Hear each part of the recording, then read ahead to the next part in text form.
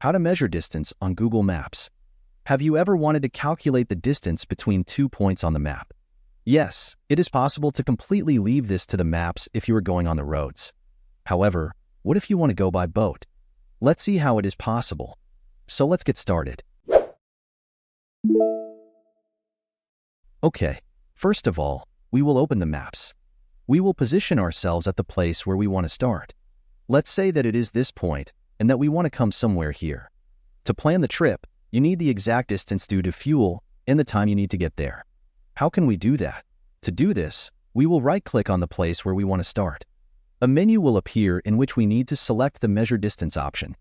After that, all you have to do is go the way you want and left-click to measure the distance. All that remains is to mark the route you want, and it will be calculated for you how far it is. And that is all. In this way, you can effectively measure the distance between 2 points, no matter which way you travel. If you found this tutorial helpful, don't forget to give it a thumbs up, subscribe for more similar tips, and hit that notification bell so you never miss an update from us. Thanks for watching, and I'll see you in the next one.